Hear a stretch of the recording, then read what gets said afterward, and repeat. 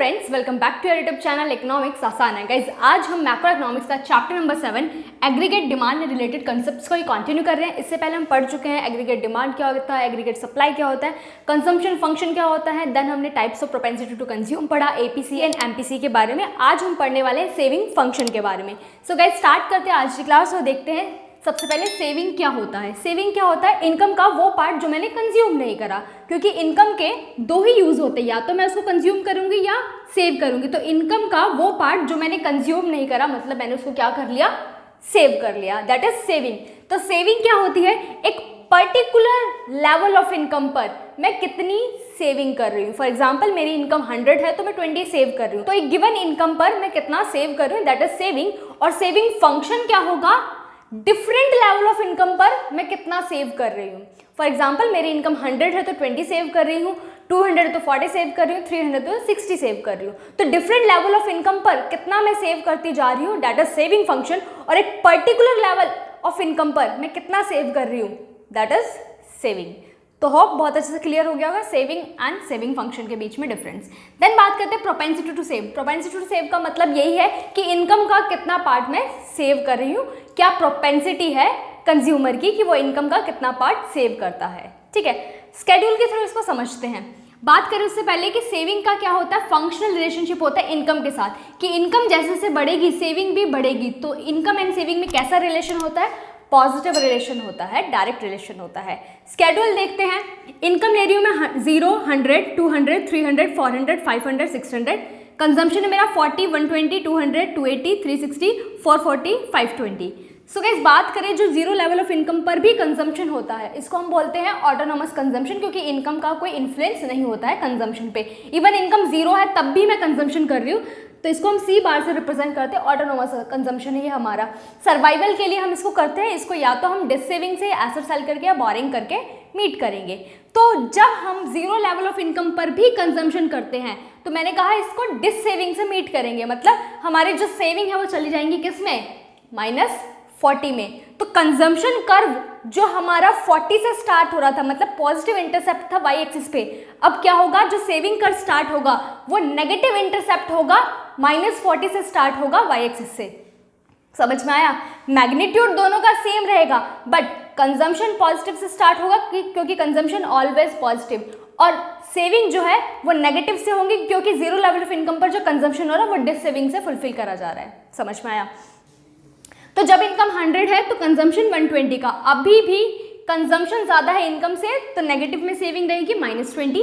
Then 200 income है, 200 का ही consumption है, मतलब ब्रेक इवन पॉइंट आ गया जहां पर इनकम इक्वल होती है कंजम्पशन के, तो यहां पर क्या हो जाएगी, सेविंग इक्वल हो जाएगी किसके, 0 के। देन बात करते हैं 300 इनकम है तो 280 मैं कंज्यूम कर रही हूँ, मतलब अब यहाँ पे मैं सेविंग स्टार्ट कर दूंगी, मतलब एक पर्टिकुलर लेवल में रीच कर सकी हूँ कि अब मैं सेविंग करना स्टार्ट कर दूंगी क्योंकि मेरी जो नीड है वो सेटिस्फाई हो गई है। ठीक है, तो 20 रुपीज़ मैंने यहाँ पे सेव करे। देन 400 इनकम, 360 का कंजम्पशन, 40 सेविंग। 500 इनकम, 440 का कंजम्पशन, 60 सेविंग। 600 इनकम, 520 का कंजम्पशन, 80 सेविंग। तो इनकम क्या होती है, C+S होती है, क्योंकि इनकम को या तो कंज्यूम करेंगे या फिर सेव करेंगे।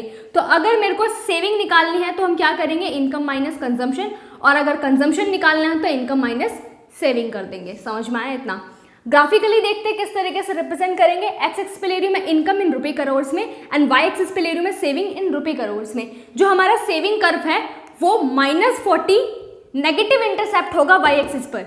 ठीक है, तो वाई एक्सिस पे क्या होगा, नेगेटिव इंटरसेप्ट होगा, मतलब जहां कंजम्पशन कर्व पॉजिटिव में 40 से स्टार्ट होता था, वहीं मैग्नीट्यूड सेम है, मतलब वैल्यू सेम है 40, बट नेगेटिव है सेविंग, तो नेगेटिव इंटरसेप्ट होगा वाई एक्सिस पे सेविंग का, और -40 से स्टार्ट होगा। तो इसको हम क्या बोलेंगे, क्योंकि ऑटोनोमस कंजम्पशन पॉजिटिव थे तो उसको सी बार बोल रहे थे, तो नेगेटिव सेविंग जो हो रही है हमारी उसको बोलेंगे -C बार। समझ में आया? तो -C बार से हमारा मतलब -40 से हमारा सेविंग कर्व स्टार्ट होगा, और वो अपवर्ड स्लॉपिंग बनता है क्योंकि कैसा रिलेशन होता है इनकम एंड सेविंग के बीच में, पॉजिटिव रिलेशन होता है, डायरेक्ट रिलेशन होता है। ठीक है, ब्रेक इवन पॉइंट पे क्या हो जाएगी, सेविंग हो जाएगी equal to 0, but break even point से क्या रहेगी हमारी, पहले before the break even point saving negative रहेगी, जैसा कि हमने स्केड्यूल में देखा ही कि before the break even point क्या है हमारी, सेविंग नेगेटिव में। ऐसा क्यों है, क्योंकि कंजम्पशन ज्यादा हो रहा है इनकम से। ब्रेक इवन पॉइंट पे क्या होगा, इनकम इक्वल है कंजम्पशन के, ठीक है, यहाँ पे इनकम इक्वल है कंजम्पशन के, तो सेविंग इक्वल होगी 0 के। Then after the break even point हमारी जो सेविंग रहेगी वो पॉजिटिव रहेगी, क्यों? क्योंकि यहाँ पर इनकम ज़्यादा है कंजम्पशन से। समझ में आया? तो before the break even point saving negative रहेंगी और after the break even point हमारी सेविंग पॉजिटिव हो जाएगी। मतलब एक पर्टिकुलर लेवल हम रीच कर सके होंगे कि अब हम सेविंग करना स्टार्ट कर देंगे, ठीक है।